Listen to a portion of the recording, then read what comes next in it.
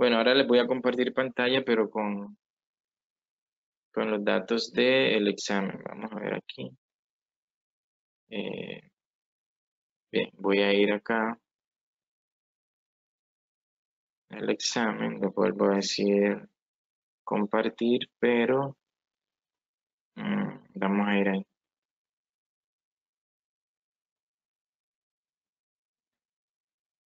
Bien, yo voy a ir acá al examen. Creo que lo tengo por aquí. Sí, aquí está. Digamos que yo hice como si hubiese presentado el examen aleatoriamente, ¿no? Vamos a ir viendo uno por uno las preguntas y vamos a ir respondiéndolas y explicándolas. Bien, la primera pregunta del examen dice, de acuerdo a la siguiente imagen se puede concluir que analice detalladamente la imagen. La imagen lo que muestra es el comportamiento de la presión. Sí, la presión disminuye con la altura. En la medida en que yo me elevo en la atmósfera, la presión va disminuyendo. En función de esa imagen, yo también puedo tener una noción de dónde está la mayor concentración de masa atmosférica y en función de cómo varía la presión, ¿no? Entonces, aquí habían varias opciones eh, y pues había que buscar cuál era la que se ajustaba a lo que me decía la gráfica. La pregunta correcta es la respuesta correcta es la opción D, que por debajo de los 10 kilómetros de altitud se concentran los mayores valores de presión y por ende de masa atmosférica, ¿ya? Básicamente esa era la respuesta y era una respuesta, digamos que bastante sencilla. Lo demás, pues que la mitad de la presión que ejerce la atmósfera sobre la superficie se encuentra entre los 10 y los 20, no, no era la respuesta como tal, porque la mitad de la presión atmosférica está a los 5.5 kilómetros. Cuando nosotros hemos recorrido 5.5 kilómetros verticalmente en la atmósfera, ya hemos superado la mitad de la masa atmosférica, a los 5.5 kilómetros. Porque ahí a los 5.5 kilómetros tenemos la mitad de la presión atmosférica que registramos a nivel medio del mar. Entonces, por eso esa respuesta a la C no era correcta. Eh, que a 30 kilómetros de altitud la presión es más baja que a 40. No, eso pues es inverosímil porque eso va contra la naturaleza física del comportamiento de la presión. Y pues que la temperatura disminuye con la altura, pues primero no era una gráfica de temperatura, sino de presión. Y que por ende a 40 kilómetros de altitud la densidad del aire es mayor que a 10 kilómetros, pues mentira. Ya la densidad a 40 kilómetros va a ser mucho menor que a 10 kilómetros. Bien, entonces ahí la respuesta correcta era la D. Nos vamos aquí a la segunda pregunta que decía, voy a coger aquí el lápiz para ir señalando. La segunda pregunta decía que la capa de ozono, cuya importancia radica en que nos protege la dañina radiación ultravioleta, se encuentra presente pues ahorita lo dije, en la estratosfera. La capa de ozono está alrededor de los 25 kilómetros y pues lógicamente está interna dentro de la estratosfera porque la estratosfera va aproximadamente entre los 18 y los 50 kilómetros. Entonces la capa de ozono está allí. Ahí en la capa de ozono se crea generalmente una reacción en donde digamos que se destruye el ozono y vuelve y se forma, ¿no? En función de la interacción con la radiación. Eh, y que bueno, esta capa es bastante delgada, pero es de gran importancia para nosotros porque nos filtra esa radiación ultravioleta que es dañina para nosotros. Pues las demás respuestas, pues por obvias razones, no está en la mesósfera, la litósfera no es una capa atmosférica, y el círculo polar ártico, pues tampoco. Bueno, vamos acá, vamos a seguir. Vamos a ver aquí, vamos a seguir acá, vamos a borrar esto. La pregunta 3. En esta pregunta dice, se representa cómo varía la presión de vapor saturante en función de la temperatura. Al observarlo detalladamente se puede concluir que, fíjense que esta es inversa a la de la presión atmosférica, porque aquí lo que nos dice es que, ¿qué dice esta gráfica en términos generales? La gráfica dice que a medida que la temperatura del aire aumenta, si la temperatura del aire aumenta hacia acá, a medida que la temperatura del aire aumenta, yo necesito mayor cantidad de vapor de agua para saturar el aire. Quiere decir esto que es más fácil saturar una masa de aire a baja temperatura que una masa de aire a alta temperatura, porque a altas temperaturas la cantidad de vapor de agua es demasiada la que necesito para poder saturarlo. Sí, basados en el concepto de tensión de vapor saturante. Entonces, viendo el comportamiento de esta gráfica, la opción que más se ajustaba era la D.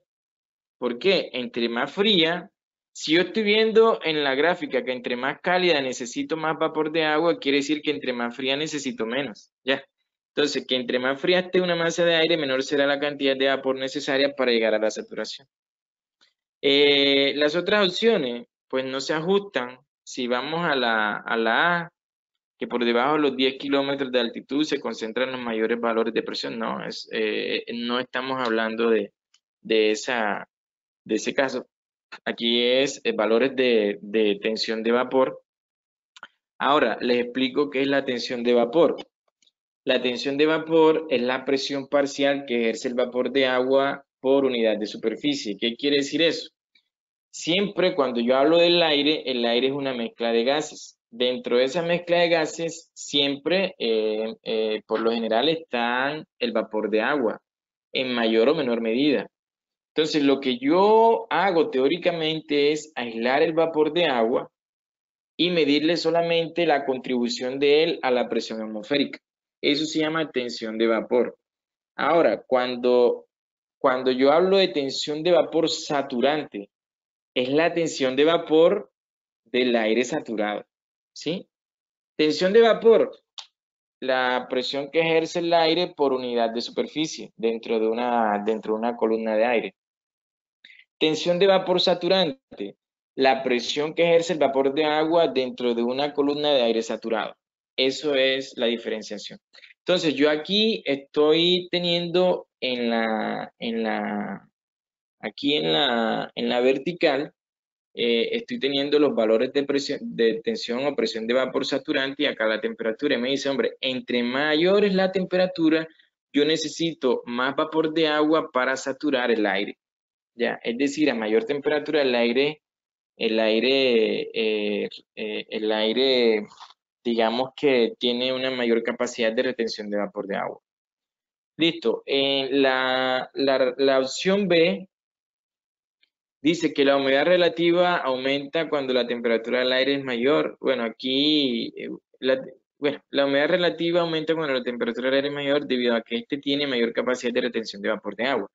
Por lo general, las humedades relativas, cuando el aire aumenta, disminuyen, porque la humedad relativa es un parámetro de humedad que me indica el nivel de saturación de una masa de aire. Y las masas de aire tienden a estar más saturadas cuando su temperatura es menor. Cuando las temperaturas son mayores, generalmente la saturación disminuye, ¿ya? Porque las cantidades de vapor que necesito son mucho mayores. Alguien me dice, bueno, yo aquí en Barranquilla, en horas de la mañana, cuando las temperaturas están alrededor de los 24, 25 grados, veo humedades relativas mayores que a mediodía. A mediodía las humedades relativas son menores. No la cantidad de vapor, porque incluso a mediodía puede haber mayor cantidad de vapor que en la mañana, pero la saturación del aire tiende a ser menor a mediodía que en horas de la mañana. Ese es uno de los aspectos en los que se va a hacer énfasis cuando estemos en la fase presencial, porque de allí se desprenden muchos análisis que tienen que ver con la formación de fenómenos como nieblas, neblinas, en los aeródromos.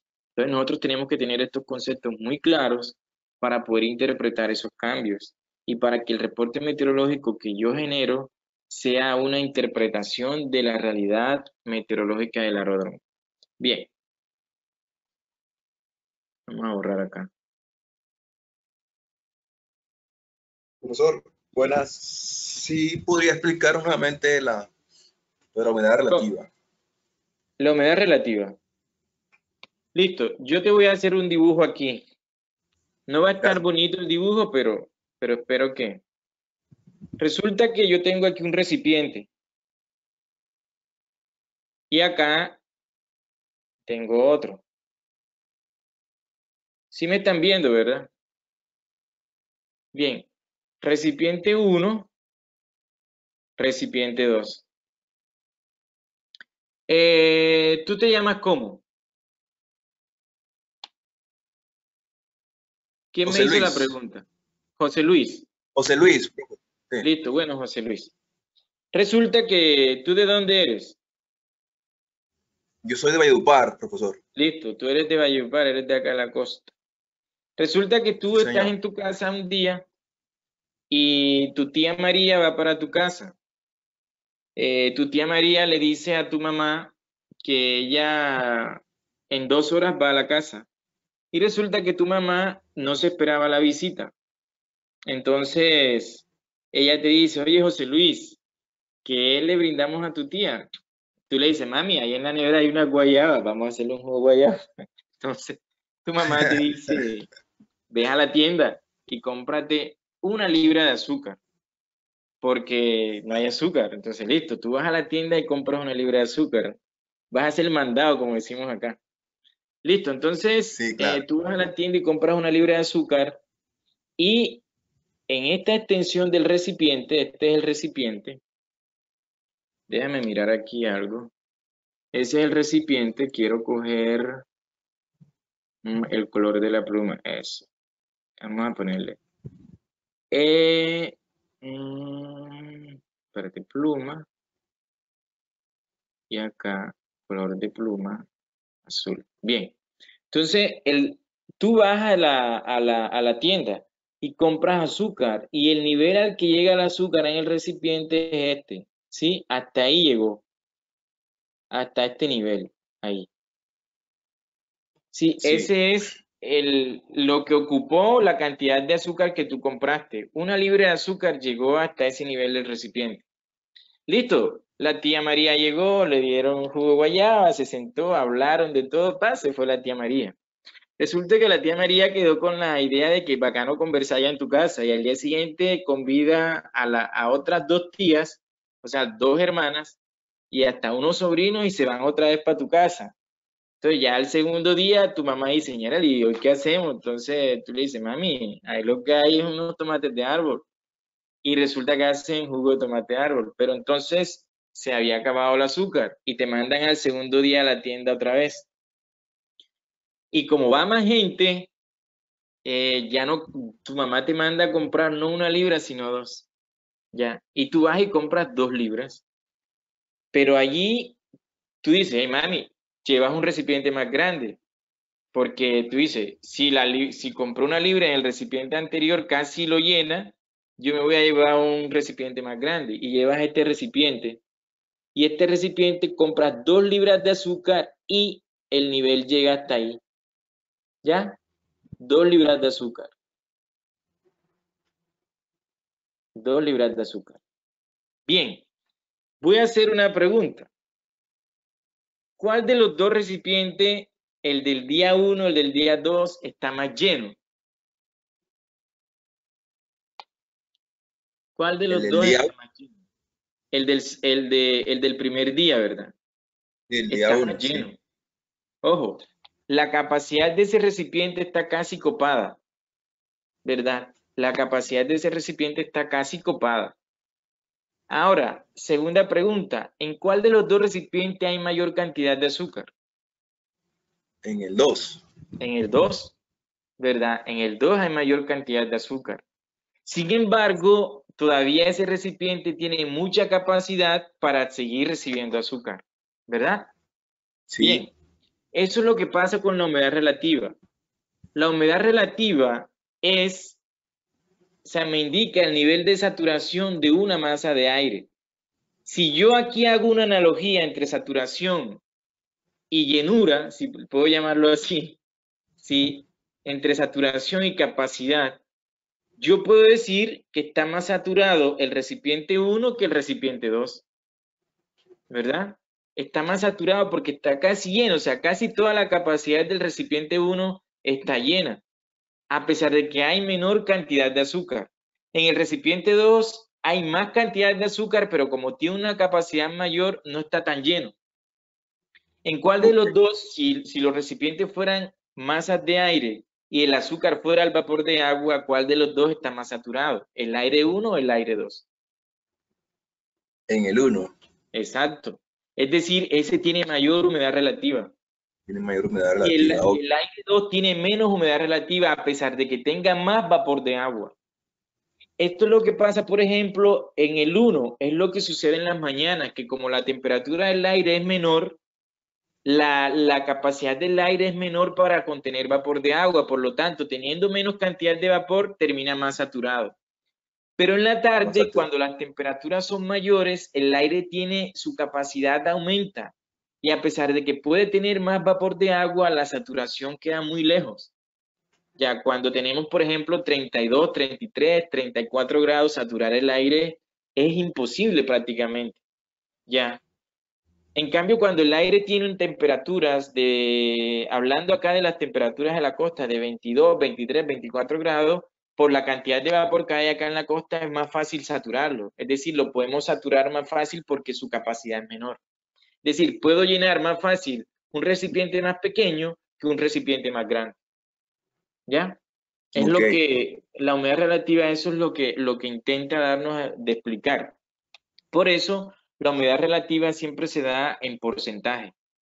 ¿Ya? Es un porcentaje que es digamos que es la relación porcentual de la capacidad copada del aire. Cuando yo digo, la humedad relativa es del 70%, porque el 70% de la capacidad del aire está copada y le queda un 30% para ser llenado. ¿Sí? Ok. No sé si ahí, si me han entendido lo que les he Sí, querido profe. transmitir. Y la relación con el punto de rocío, profe, de pronto ahí, para no Bueno, confundir. listo. El punto de rocío es la temperatura, a pesar de que es una temperatura, no es una variable térmica, sino una variable de humedad. Lo que pasa es que uno dice temperatura del punto de rocío. Sí. Uno dice temperatura del punto de rocío, pero no es una variable térmica, sino una variable de humedad. Es hermana de la humedad relativa. El punto de rocío es la temperatura a la cual, manteniendo la presión constante y la cantidad de aire, de vapor constante, tengo que llevar una masa de aire para saturarla. Ya, le repito, es la temperatura a la cual, manteniendo la presión constante y la cantidad de vapor constante, debo llevar una masa de aire para saturarla. Aquí en esta imagen, voy a salir aquí, aquí en esta imagen que tenemos aquí del examen, vamos a ejemplificarlo aquí. Resulta que yo déjame ver. Bueno, yo tengo una temperatura, déjame ver cómo lo acomodo aquí.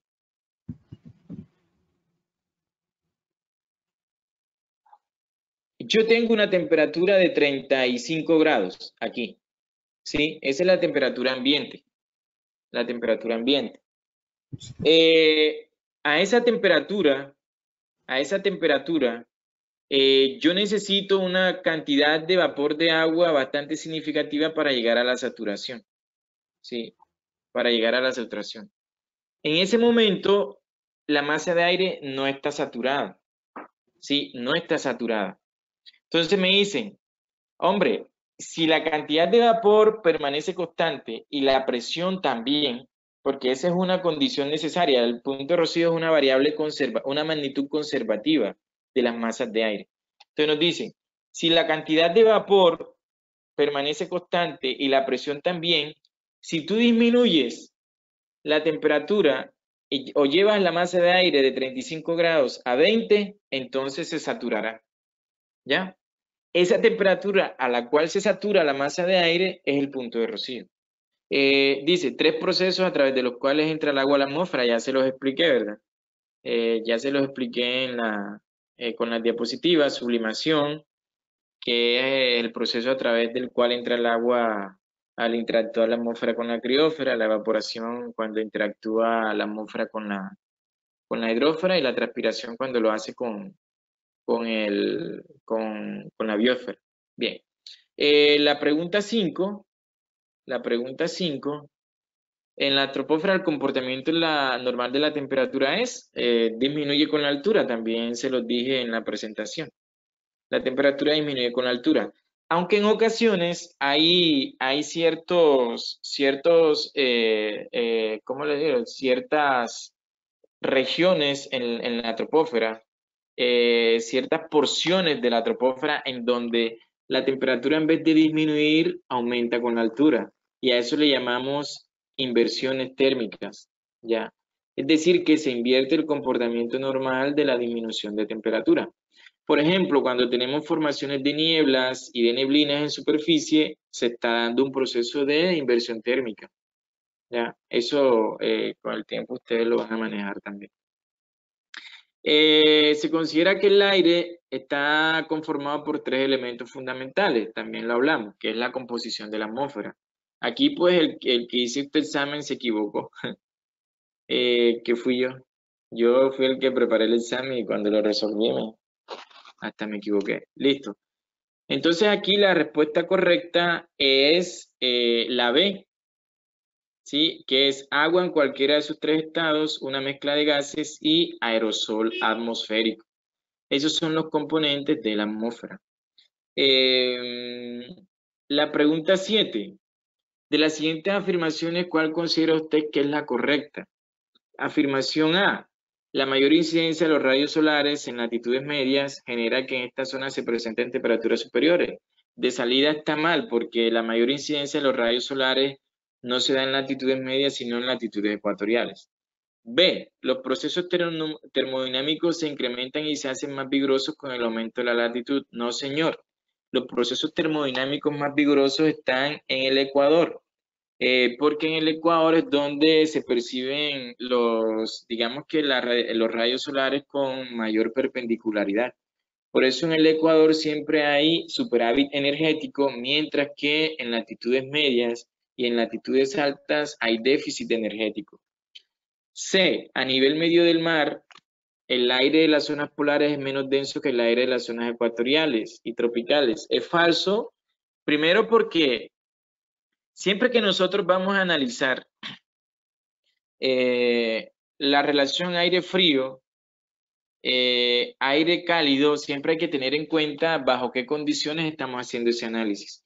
Como aquí estamos haciendo un análisis a nivel medio del mar, es decir, al mismo nivel, el aire frío pesará más que el aire cálido, ¿ya? El aire frío pesará más que el aire cálido. Por lo tanto, esa respuesta no es correcta, porque si el aire frío es más pesado es porque es más denso que el aire cálido.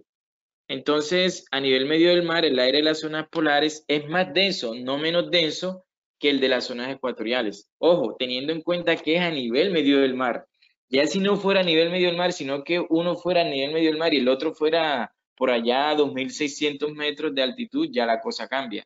Pero como lo estamos analizando bajo un mismo nivel y bajo condiciones básicamente iguales, el aire de las zonas polares a nivel medio del mar pesa más o es más denso que el aire a nivel medio del mar de las zonas ecuatoriales, ¿vale? El aire, y por último, la D, el aire de las zonas cálidas tropicales y ecuatoriales emite mayor cantidad de vapor de agua que el de las zonas polares. Sí, señor, por lo que yo explicaba ahorita, que como el aire de las zonas tropicales y ecuatoriales tiene temperaturas mayores, la capacidad de retener vapor de agua es mayor que el aire que está en latitudes medias y en latitudes altas, ¿ya? Es decir, acá en el Ecuador, por eso es que hay una mayor abundancia de vapor de agua, porque las temperaturas del aire tienden a ser mayores y el aire es capaz de retener mayor cantidad de vapor de agua. Mientras que en las latitudes medias y latitudes altas, por tener temperaturas más bajas, se admite menos cantidades de vapor de agua ya. que acá, ¿vale? Listo. La 8 hace énfasis en la clasificación o en la estructura de la atmósfera en función de su composición química. La aterósfera es el nombre que recibe, el nombre que recibe la región atmosférica que se encuentra y que se caracteriza por, que se encuentra donde por encima de los 100 kilómetros, yo puse ahí 100 kilómetros aproximadamente, por encima de los 100 kilómetros, y que se caracteriza por ser muy poco densa muy poco densa y turbulenta debido a la acción de la radiación solar y su, no, perdón, estoy marcando la que no, espérense, vamos a borrar, borramos allí, estaba marcando la de arriba. Bien, por encima de los 100 kilómetros y que se caracteriza porque su composición química varía al no haber mezcla turbulenta. Acuérdense que la mezcla turbulenta la hay en la atmósfera, no en la aterósfera. Y se organiza en función de los pesos moleculares de los elementos que la componen. Acuérdense que les dije que se formaba la capa del nitrógeno, la capa del oxígeno, y que en función de los pesos, los más pesados abajo, los más pesados arriba. No había mezcla, sino una estratificación. Bien. Corremos aquí. Aquí en el video de Miguel Viñas que les puse, pues se extrae de todo lo que él habla, la respuesta correcta es la A. Él dice que la densidad de las partículas de aire y la cantidad de vapor de agua disminuyen hasta el punto que son ínfimos sus valores. ¿Dónde? En latitudes altas. ¿Sí? En latitudes altas, eso es lo que él dice. Que las densidades de las partículas de aire disminuyen. Claro, a medida que nosotros nos elevamos, el aire va siendo menos denso, la mayor concentración de masa la tenemos en las capas bajas, entonces el aire es menos denso y la cantidad de vapor de agua también ha disminuido significativamente en niveles altos. Las otras opciones son incorrectas. Y la pregunta 10 nos habla sobre precisamente la estructura de la atmósfera. ¿Cuáles son los tres aspectos o variables por medio de los cuales se puede determinar una división ya en la estructura de la atmósfera? Es decir, el perfil vertical. Y también lo vimos ahorita, hay tres criterios, pero les dije que incluso ya cuando se habla de una estructura de la atmósfera, siempre nos vamos a la clasificación en función de su comportamiento térmico. Los tres criterios los fundamentales para estructurar la atmósfera son su composición química, la variación de temperatura o su comportamiento térmico y sus propiedades eléctricas. ¿Ya? Eso eran, digamos que las respuestas a las preguntas del examen. Viendo ya que pues hemos copado bastante el tiempo, nos pasamos de la hora que habíamos establecido. Yo voy a tratar de hacerles llegar mañana la retroalimentación del foro para que ustedes la tengan allí. No sé si hay alguna pregunta, alguna inquietud sobre lo que he hablado, sobre lo que he dicho o sobre lo que no haya dicho, que ustedes quieran saber para pues responderla.